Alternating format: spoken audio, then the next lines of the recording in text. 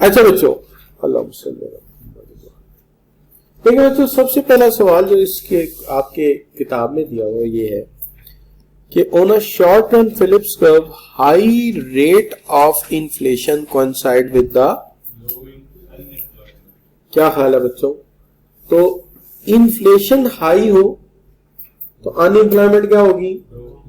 लो होगी। चूंकि वो कहता है कि इनके दरमियान एक इनवर्सली प्रोपोर्शनल रिलेशनशिप है या इनवर्स रिलेशनशिप है, बल्कि वो तो ये कहता है कि इनके दरमियान ट्रेड ऑफ है। ट्रेड ऑफ का मतलब यह है कि अगर तुम चाहते हो कि अनएम्प्लॉयमेंट कम हो तो तुम ऐसा करो, इन्फ्लेशन बढ़ा दो। इन्फ्लेशन के बढ़ने से, जैसे मैं ये इन्फ्लेशन का साइन जो है पाई से यूज कर रहा हूं, इन्फ्लेशन अगर तुम बढ़ाओगे तो अनएम्प्लॉयमेंट जो है तुम्हारी वो कम हो जाएगी। क्लियर बच्चों? अच्छा, इसके अंदर ना अब आप आगे देखेंगे तो ये डायग्राम वैसे मैंने रखा भी हुआ था, चलो कोई नहीं, खुद भी बना दिया। Which of the following would reduce inflation? इनमें से कौन सी ऐसी चीज है जो इन्फ्लेशन को रिड्यूस कर सकती है, कम कर सकती है? कहता है कि अगर आप इनकम इंक्रीज कर दें, अगर इनकम इंक्रीज करेंगे तो लोग तो और खर्चा करेंगे, तो इससे तो डिमांड में क्या होगा? इजाफा होगा। और अगर गवर्नमेंट अपनी स्पेंडिंग बढ़ा देती तब भी मनी इन सर्कुलेशन बढ़ जाएगा, प्रोजेक्ट से जाहिर मजदूरों को, ठेकेदारों को पैसा जाएगा उससे भी। तो अगर आप इनडायरेक्ट टैक्सेस बढ़ा देते हैं तो उससे तो ये तो सेल्स टैक्स हो गया ना, तो सेल्स टैक्स बढ़ाने से तो कीमतें और ज्यादा हो जाएंगी। क्या हाल है?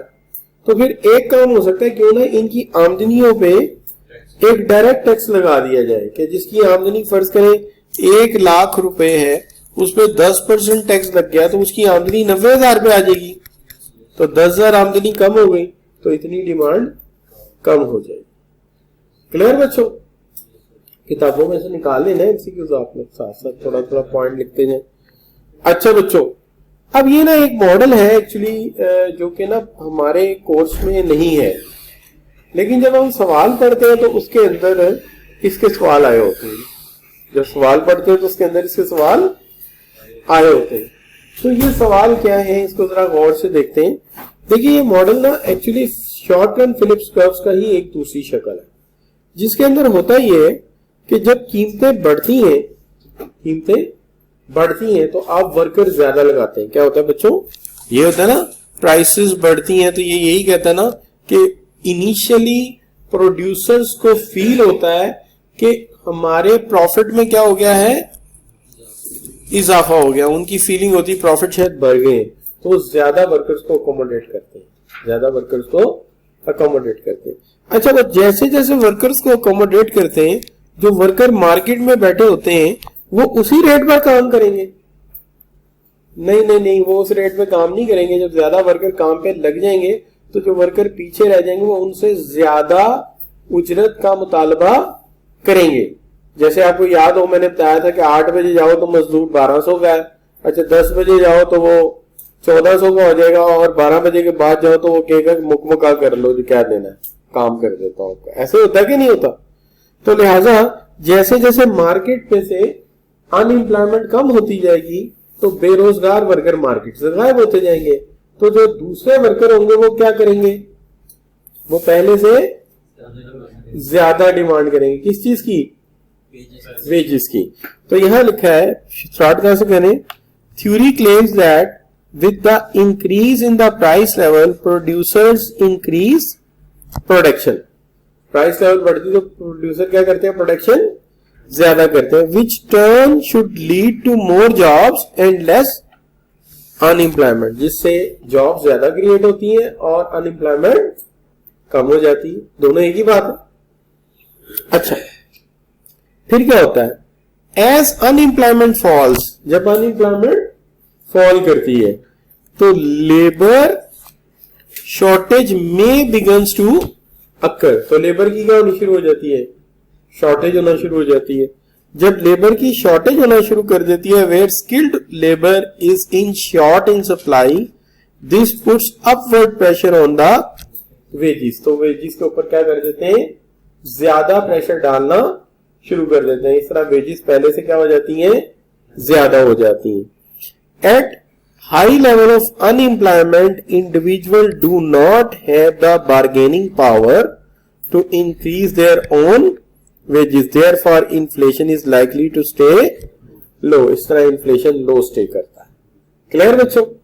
अच्छा, तो ये आप देखेंगे कि ये जो वेज है ना, ये नीचे है और ये वेज यहाँ पे एक ओरिजिन ऊपर करके बना हुआ है। इससे कोई मैटर नहीं करता, आपको बस ये याद होना चाहिए कि अनएम्प्लॉयमेंट कम होगी तो वेजेस ज्यादा डिमांड की जाएगी। अब इसके हवाले से आपका जो क्वेश्चन है, अच्छा हाँ, और दूसरी बात ये है कि लॉन्ग रन फिलिप्स कर्व क्या होता है?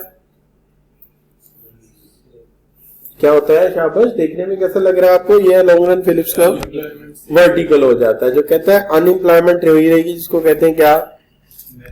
Natural rate of unemployment. जो दो चीजों का मजमूआ है, किस चीज का? ठीक है, sum of natural and frictional unemployment. बल्कि नेचुरल नहीं कहना चाहिए था, स्ट्रक्चरल कहना चाहिए था। Sum of structural and frictional unemployment, बल्कि वॉलंटरी एंड फ्रिक्शनल था। क्या था? जो जॉब छोड़ के दूसरी जगह। बिल्कुल ठीक हो गई बात।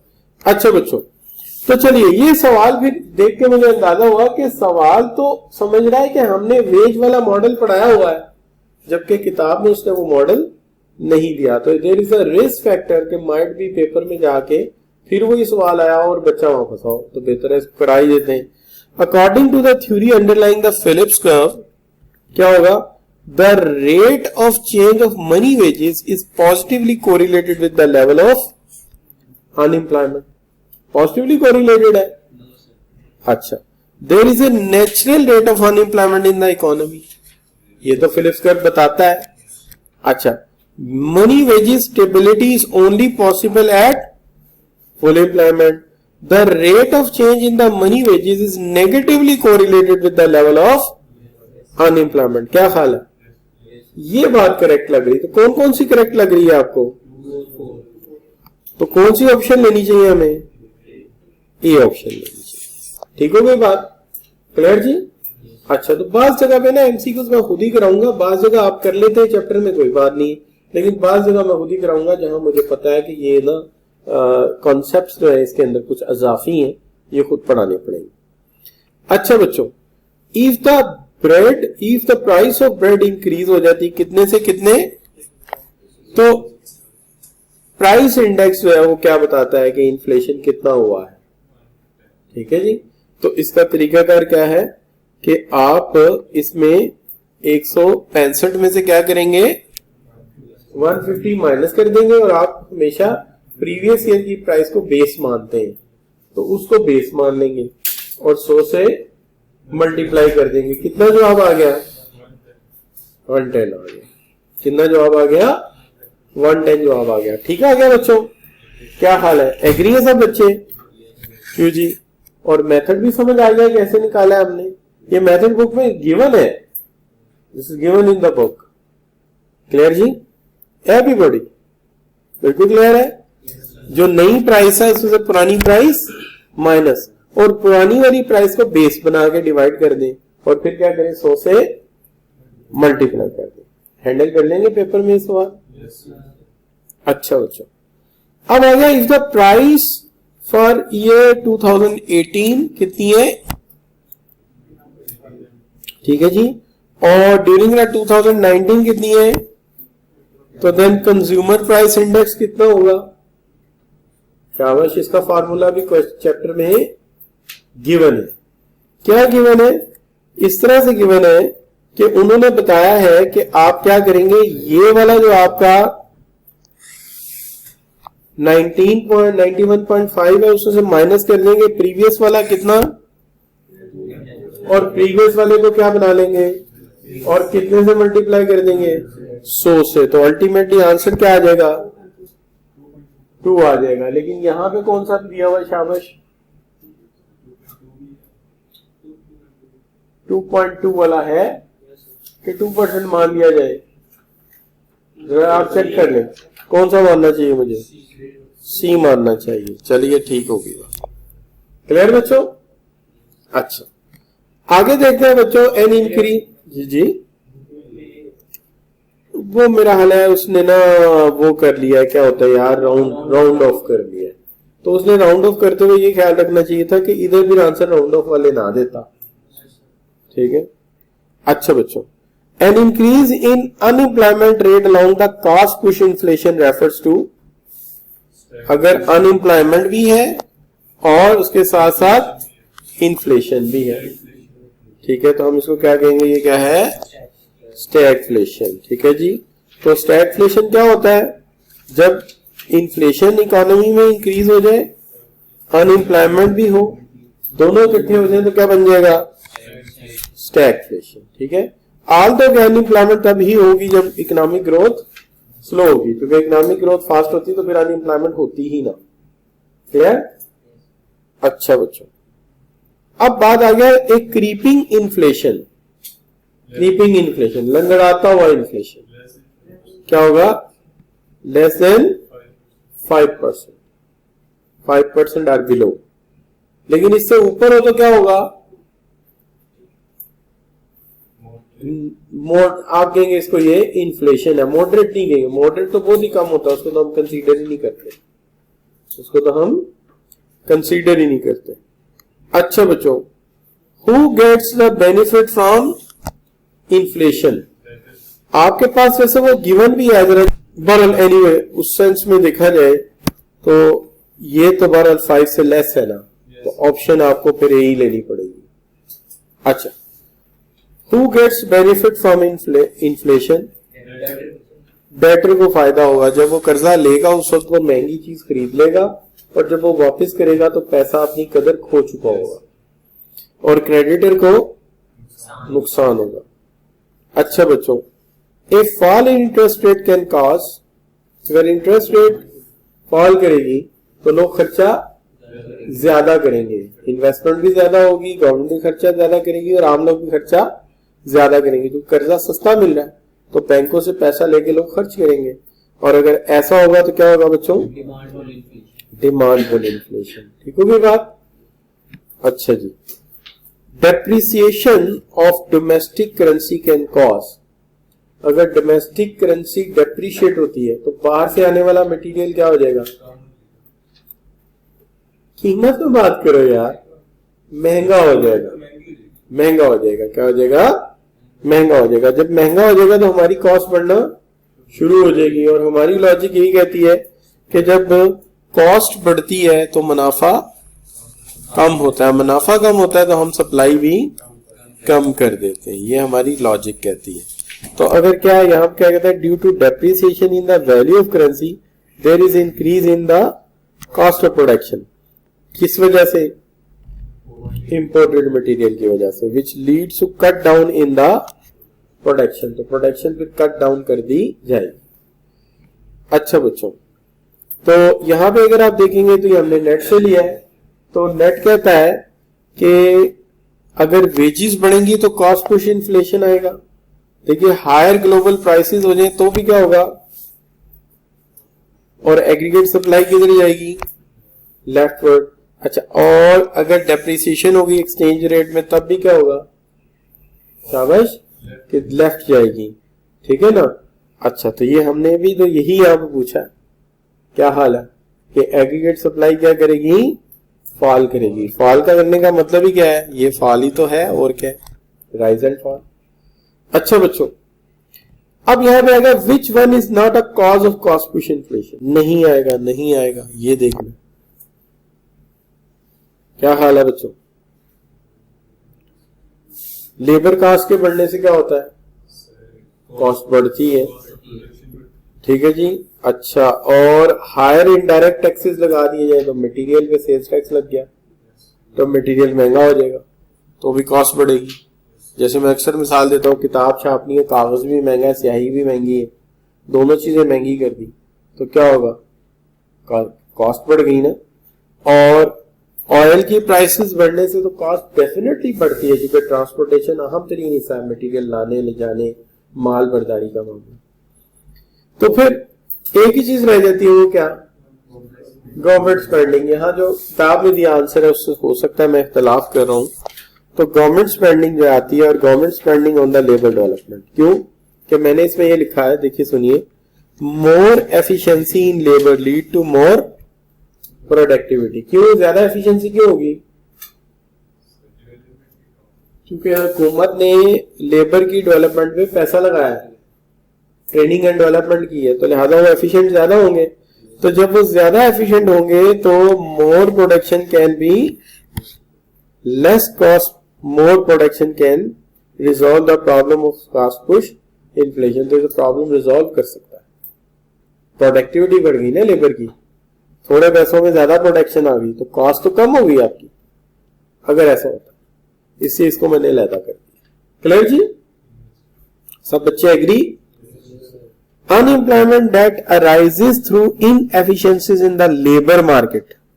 ऐसी अनएम्प्लॉयमेंट जो इनएफिशिएंसीज लेबर मार्केट में उसकी वजह से, ऐसी अनएम्प्लॉयमेंट को हम स्ट्रक्चरल अनएम्प्लॉयमेंट कहेंगे, जिसका मतलब यह है कि वर्कर मॉडर्न टेक्निक्स नहीं सीख रहे, जो जो तब्दीलियां आ रही हैं उसकी वजह से वो नई चीजें ना सीखने की वजह से क्या होते जा रहे हैं? इनएफिशिएंट, और वो लेस प्रोड्यूस करेंगे। क्यों? क्योंकि नई टेक्निक्स को लर्न नहीं कर रहे, और जब वो नई टेक्निक्स को लर्न नहीं करेंगे तो स्ट्रक्चरली वो पीछे रह जाएंगे। टेक्नोलॉजी निजाम आगे निकल जाएगा, वो क्या रह जाएंगे? पीछे रह जाएंगे, बिहाइंड रह जाएंगे। तो बाकी आपने सही कहा, ये स्ट्रक्चरल अनएम्प्लॉयमेंट। क्लियर बच्चों? अच्छा, इसमें यह भी होता है ना कि जब हमें सही ऑप्शन ना मिले तो हम गलत ऑप्शन काटने शुरू कर देते हैं कि ये नहीं हो सकता, ये नहीं हो सकता। तो फिर जो दो सही रह जाते हैं, जो गैस वर्क होता है वो ज्यादा आसान हो जाता है। अच्छा बच्चों, natural rate of unemployment is the combination of, जी शाबाश, फ्रिक्शनल एंड स्ट्रक्चरल। कौन सा ऑप्शन आएगा? सी। तो यहां स्ट्रक्चरल होना चाहिए था और ऑप्शन क्या आना चाहिए था? सी। ठीक है, तो समझिए हमने सी ही लिखा।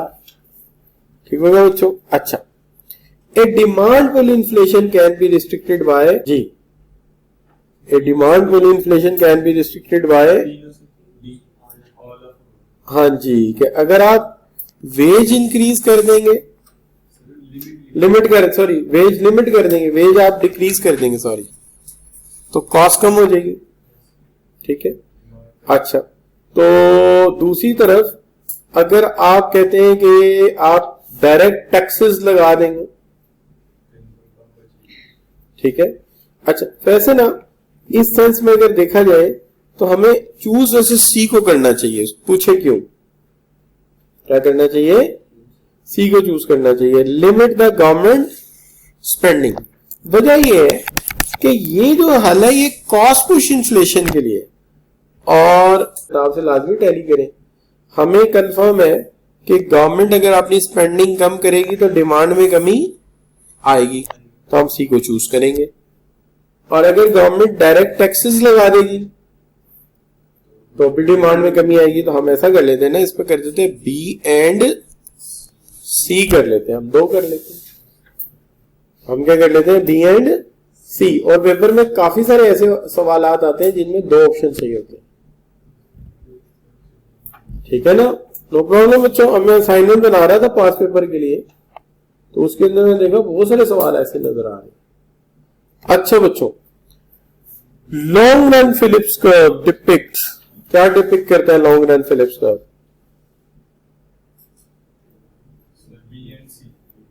जी, there is no high inflation along existing natural rate of unemployment। ठीक है जी, तो दोनों नजर आ रहे होते हैं। Value of money and inflation are, जब भी कीमतें बढ़ेंगी रुपए की कदर क्या होगी? कम होगी। इनमें उल्टा रिलेशनशिप। क्लियर बच्चों?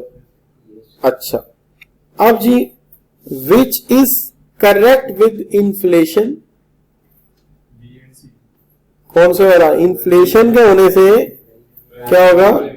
प्राइसेस बढ़ जाएंगी और वैल्यू ऑफ मनी गिर जाएगी। क्या हाल है?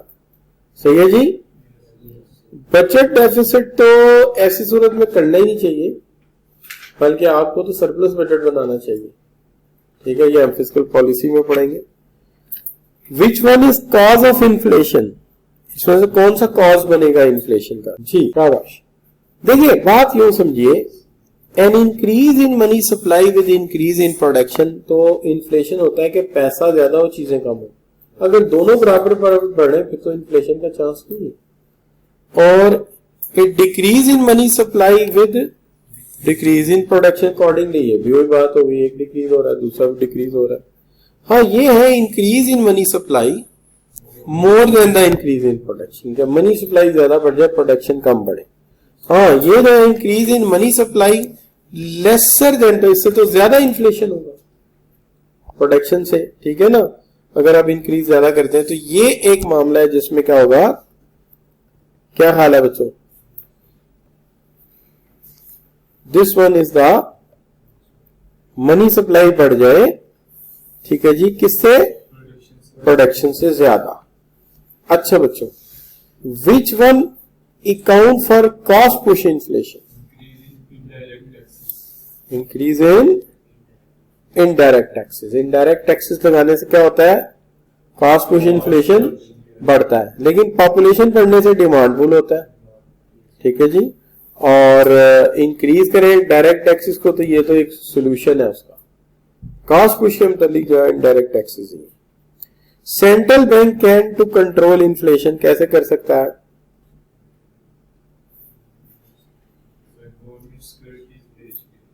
गवर्नमेंट सिक्योरिटीज बेच कर दे, और क्या करे? डिस्काउंट रेट यानी रेट ऑफ इंटरेस्ट बढ़ा दे। यानी सिक्योरिटीज बेचने का मतलब ये होगा कि ये अवाम है, ठीक है जी, और ये बैंक है। अब बैंक ने बॉन्ड्स बेच दिए, बॉन्ड्स एंड सिक्योरिटीज बेच दी, तो अवाम के पास क्या चली गई? बॉन्ड्स एंड सिक्योरिटीज, और पैसा किसके पास आ गया? बैंक के पास आ गया। तो लिहाजा लोगों के पास पैसा है ही नहीं, तो खर्च कहां से करेंगे? वो तो बॉन्ड्स रख के बैठे हैं, बॉन्ड्स खरीद लिए, पैसा किसको दे दिया? बैंक को। जब पैसा दे दिया तो खर्चा पोस्टपोन हो गया, तो लिहाजा क्या होगा? सेल। तो इस ये जो बैंक है ये सेल कर रहा है, और अवाम क्या कर रही है? तो हम बैंक के हवाले से बात कर रहे हैं, तो बैंक क्या करेगा? सिक्योरिटीज सेल करेगा। सिक्योरिटीज सेल करेगा, लोगों के पास सिक्योरिटीज चली जाएंगी, पैसा बैंक के पास आ जाएगा। दूसरी तरफ रेट ऑफ इंटरेस्ट बढ़ा दे, शरह सूद के बढ़ने से क्या होगा? लोग लोन लेंगे ही नहीं, खर्चे कम हो जाएंगे, ठीक होगी बात। अच्छा बच्चों, which is not a distortion to CPI, consumer price index. देखिए जो बेस पीरियड की सिलेक्शन का मसला था तो वहां बात हुई थी, और हमने प्रॉब्लम बयान किए थे जब, तो हमने कहा था कि क्वालिटी बदलती रहती है, एक साल चावल अच्छे आते हैं, दूसरे साल नहीं अच्छे आ पाते, तो हम समझते हैं कीमत में चेंज आया, एक्चुअली इसकी क्वालिटी डिटीरियोरेट या बहुत ज्यादा इंक्रीज हुई होती है।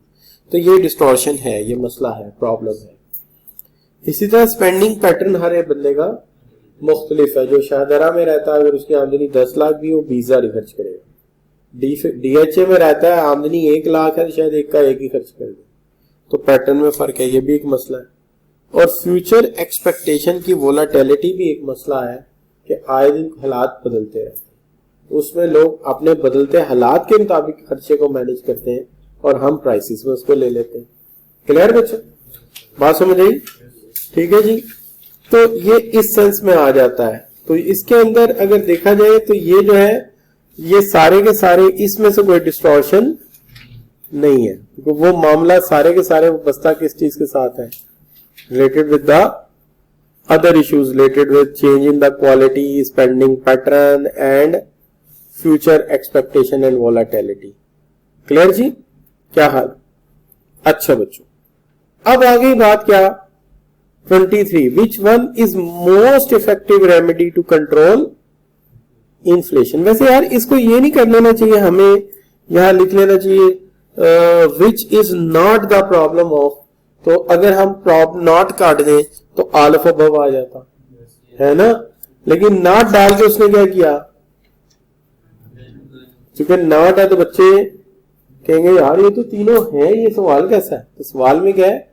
जो है वो नहीं चूज करने, जो नहीं है तो ये तो है, ऐसा एक भी नहीं जो नहीं है, तो लिहाजा इसलिए डी चूज हुआ। समझ आई बात की कि डी क्यों चूज हुआ, कि वो तीनों डिस्टॉर्शन है और उसने क्या कहा जो नहीं है। अच्छा बच्चों, which one is most effective remedy to control inflation? तो टैक्स बढ़ा दें, ठीक है जी, रेट ऑफ इंटरेस्ट बढ़ा दें, टैक्स बढ़ा दें, कौन से डायरेक्ट वाले आमदनी पे, और रिड्यूस कर दें, ठीक है। चले, rise in discount rate by 10%, the inflation will क्या आएगा, डिक्रीज हो जाएगा, ठीक है जी, कम हो जाएगा। अच्छा बच्चों, क्योंकि जब तुम शरह सूद बढ़ाओगे तो लोग लोन नहीं लेंगे, खर्चा कम करेंगे। Persistence rise in general level, price level, and then fall in the real value of money is called, this is definition of below formula represents किसको represent करता है, ये 2 दफा यूज हुआ है शुरू में पहले सवालों में, ठीक है जी। अच्छा, if rate of inflation remain with in the range of 1% 2%, तो क्या कह सकते हैं, इसमें से कौन सा कह सकते हैं? इसमें तो आ नहीं ना सकता, कौन सा, हाइपर तो हो नहीं सकता, हाई में भी नहीं आ सकता, डिफ्लेशन ये है नहीं, ऑप्शन कौन सी बची, मॉडरेट ही बचेगी, और तो कहीं नहीं बचेगी। क्लियर जी, चले आगे बढ़ते हैं। A situation where unemployment increases with the rate of inflation is called, जब इन्फ्लेशन भी हो गया और साथ प्रोडक्शन लेवल भी कम हो गया, तो ये चीज क्या हो गई, इन्फ्लेशन, और ये चीज क्या हो गई, अनएम्प्लॉयमेंट, तो ये बन गया स्टैगफ्लेशन। क्लियर जी। अच्छा, in the above diagram, due to fiscal stimulus, aggregate demand shift towards right, it will create a demand pull inflation, इससे एक डिमांड पुल इन्फ्लेशन पैदा हो, डिमांड आगे बढ़ गई। अच्छा बच्चों, when faced with the demand pull inflation, the response to reduce the level of demand in the economy by all of above, ये सारी टेक्निक्स वो है जिससे एग्रीगेट डिमांड कम होती है, ठीक है जी। रेट ऑफ इंटरेस्ट बढ़ाएंगे, कर्जा कम लेंगे, डायरेक्ट टैक्स लग गया, आमदनी कम हो जानी है, अभी पिछले सवाल में बात हुई है। और अगर मनी सप्लाई रिड्यूस जो है वो क्या करेंगे, रिड्यूस करेंगे, तो लोग खर्चा कम करें। अच्छा बच्चों, in the following diagram, due to increase in the wage rate, aggregate supply curve shift towards left, as a result economy faces, शाबाश, कौन सा इन्फ्लेशन फेस कर रही है, कॉस्ट पुश। क्यों? क्योंकि कॉस्ट ऑफ प्रोडक्शन बढ़ी। अच्छा बच्चों, devaluation of currency will cause,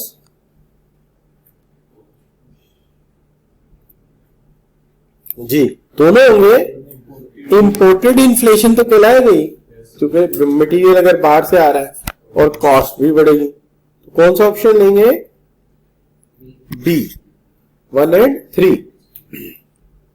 monetary inflation तो आप जानते हैं, ज्यादा रुपया छप जाए तो होता है। अच्छा जी, rise in wage increases the disposable income of people which therefore increase the demand for goods and increase prices.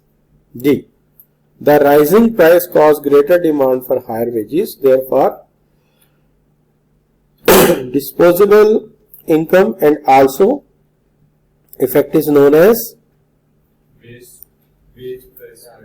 हाँ देखिए, जहां पे याद रखना है कि जहां पे एक्सपेक्टेड का वर्ड आ जाए, ठीक है, वहां पे हमारे ज़हन में फौरन आ जाना चाहिए। जैसे कहता है कि जी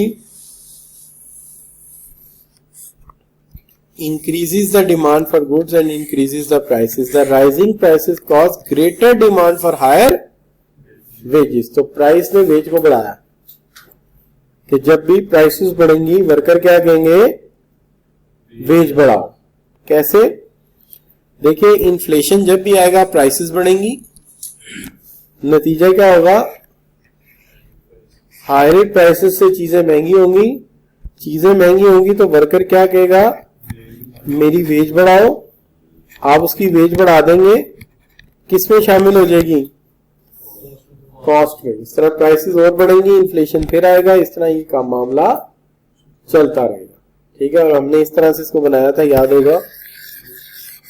प्राइसेस बढ़ती हैं, वो कहते हैं हमारी वेजेस बढ़ाओ, वेजेस फिर प्राइसेस का हिस्सा बन जाती हैं और फिर वेजेस के लिए आ जाते हैं। तो इसको हमने कहा था वेज प्राइस स्पाइरल। अब आप इस सवाल को पढ़ेंगे तो आपको समझ आएगी कि जब चीजों की डिमांड बढ़ी, कीमतें बढ़ी, तो क्या हुआ कि इन्होंने ग्रेटर इफेक्ट पैदा किया, जिससे हायर वेजेस के लिए डिमांड आना शुरू हुई। क्लियर बच्चों? अच्छा जी, persistence rise in general price level due to increase in the indirect taxes इसका is known as जी शाबाश बच्चों।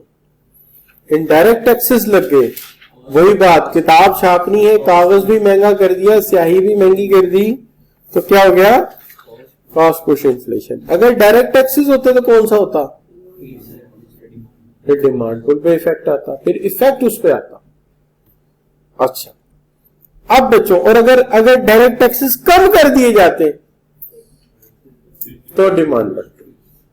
अच्छा बच्चों, a situation in which labour force searching for job is unable, ये तो यार सब बच्चे का डेफिनेशन लिखी हुई है किसकी? अनएम्प्लॉयमेंट की। Demand for supply for labour is greater than for the demand for labour. Job searcher ज्यादा है, जॉब सीकर ज्यादा है और जॉब्स कम है। अगर रिसेशन की वजह से अनएम्प्लॉयमेंट पैदा हो जाए तो क्या कहेंगे? Demand deficit unemployment. और ये आप जानते हैं कि ये तब होती है जब रिसेशन आता है तो एग्रीगेट डिमांड में क्या हो जाती है? फॉल आ जाता है। उसके फॉल आने से डिमांड फॉर वर्कर्स कम हो जाती है, ठीक है, और अनएम्प्लॉयमेंट बढ़ जाती है। ठीक है जी, तो इसलिए हम इसको कहते हैं डिमांड डेफिसिट अनएम्प्लॉयमेंट। अच्छा बच्चों, dash occurs when people choose not to enter in the labor force at the prevailing wage rate। इस कीमत पे हम काम करने के लिए तैयार नहीं, इस उजरत पे हम काम करने के लिए तैयार नहीं, तो आपकी मर्जी, voluntary. Unemployment which arises due to increase in the wage rate is called real veg. ये मजदूर महंगा हो गया है और अफोर्ड नहीं हो पा रहा, किससे? फर्म से अफोर्ड नहीं हो पा रहा। अच्छा बच्चों, ये सवाल है structural unemployment rises due to the labour. अच्छा, ये ना सवाल अभी पेपर में आए नहीं, लेकिन ये किसी वक्त आ सकते हैं। इसके अंदर ये होगा कि आमतौर पे जो सवाल होते हैं उस तरह ये होता है कि ए ऑप्शन पे डैश लगा हुआ है, बी पे लगा हुआ है, सी पे लगा हुआ है, इस तरह आपको जो क्लिक करना है क्लिक कर लेते हैं। लेकिन ये सवाल जब आएंगे ना, तो आप जब इन सवालों पे जाया करेंगे तो आपका कर्सर यहाँ ब्लिंक कर रहा होगा, तो आप पहले को फिल करेंगे, फिर आप दूसरे फिल करेंगे, फिर आप एंटर प्रेस करेंगे। क्लियर जी? तो इसके ऑप्शन अगर ये डाल दिए जाए तो फिर फिक्रा देखिए मुकम्मल हो जाता है। Structural unemployment rises through inefficiency of labour market. This often occurs through a misalignment of skills set in the certain geographical locations। अभी तक नहीं आए, माइट भी आने शुरू हो जाए। अच्छा बच्चों, relationship between rate of inflation and rate of unemployment presented by a diagram is known as, इसको हम क्या कहेंगे? इसको हम कहेंगे फिलिप्स कर्व। अच्छा जी, अब बच्चों ये भी वही सवाल है।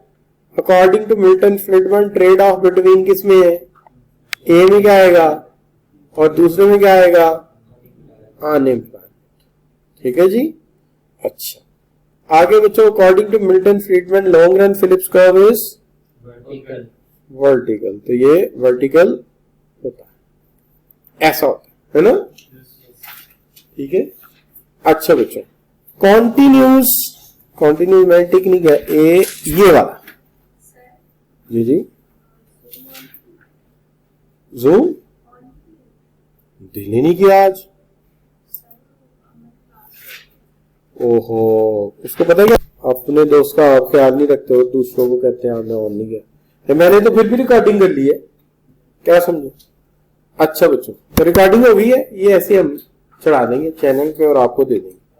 Continuous or persistent rise in the general price level due to devaluation of currency is known as,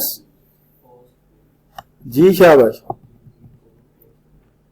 जब करेंसी की वैल्यू डिवैल्यू हो जाए और उसकी वजह से जनरल प्राइस लेवल बढ़ना शुरू हो जाए, तो ये इंपोर्ट की जो पुर्जाजात बाहर से आ रहे हैं महंगे, ज्यादा चीजें महंगी हो रही हैं। अच्छा बच्चों, unemployment which rises due to increase in the wage rate is called, यार ये तो पहले भी नहीं आया, तो 2 दफा छपा हुआ। तो रियल वेज कहां पे है, ये रहा। अच्छा क्लियर हो गया बच्चों। अच्छा